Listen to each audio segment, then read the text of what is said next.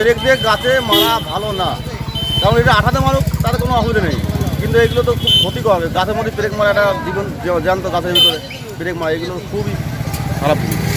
এই যে যারা এই উদ্যোগ নিয়েছে এই যে পরিষ্কার করা, তাদেরকে কি বলবেন? না না, ভালো ভালো উদ্যোগ নিয়েছে, কেউ কিছু বলার অধিকার কারণ নাই, কারণ পেরেক একটা জ্যান্ত গাছে যদি পেরেক মারা হয়, ঠিক আছে, সেই যিশু খ্রিস্টের মতন হয়ে গেল। যিশু খ্রিস্ট যেমন পেরেক জ্যান্ত মানুষের পেরেক দিয়েছিল, ওরম সিস্টেম হয়ে যাচ্ছে আমাদের।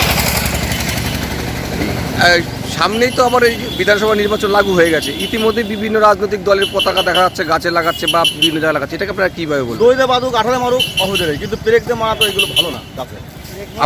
আপনারা চাইছেন না? না। আপনার নাম? আমার নাম সুজল দিগল, 10 মাঠ করা। দাদা, আজকে মূলত আপনাদের কি কর্মসূচি ছিল?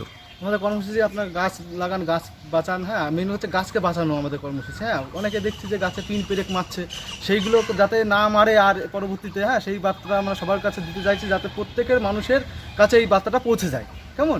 আর এখন দেখা যাচ্ছে যে অনেকে দেখছি বড় বড় পিন পেরেক মারছে বড় বড়, ওইগুলো তো তোলা সম্ভব নয়। কেমন? অনেকে বলছে এইগুলো তুলতে হবে দাদা, এগুলো আমরা কীভাবে তুলো? আপনিও তো তুলতে পারবেন না এগুলো, তাই না?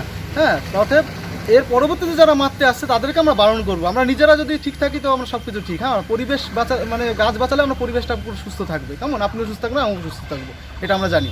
আর এখন দেখা যাচ্ছে বিভিন্ন ধরনের রাজনৈতিক দলেরও অনেক দেখা যাচ্ছে যে ব্যানার কিংবা পোস্টার মারছে পিন দিয়ে, অনেক দড়ি দিয়েও বাঁধছে, দেখা যাচ্ছে দড়ি দিয়েও বাঁধছে, কিন্তু পিন দিয়েও মারছে। তাদেরকেও আমরা তাদের কাছে গিয়ে কথা বলবো, যাতে পরবর্তীতে তারা দড়ি দিয়ে বাঁধে কিংবা আঠা দিয়ে ওটা গাছের সঙ্গে মারে। হ্যাঁ, যাতে পিন পেরে কত কিছু এটা ব্যবহার না হয়।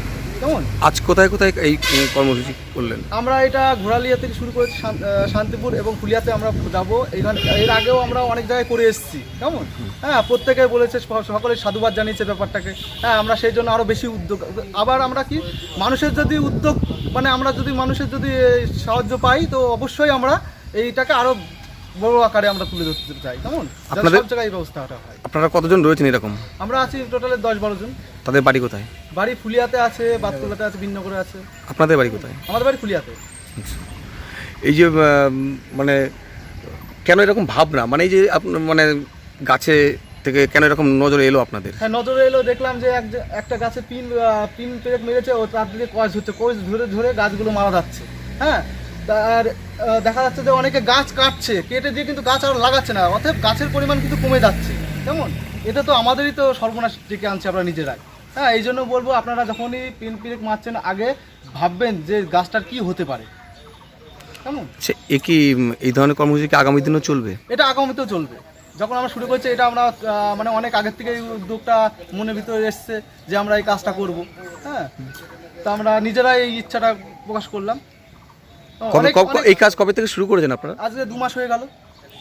আগামী দিনও চলবে? হ্যাঁ হ্যাঁ, আগামীতে চলবে। অনেক পুলিশও আমাদেরকে সাপোর্ট করেছে, না ঠিক আছে তোমরা চালিয়ে যাও, আমরা তোমাদের পাশে আছি।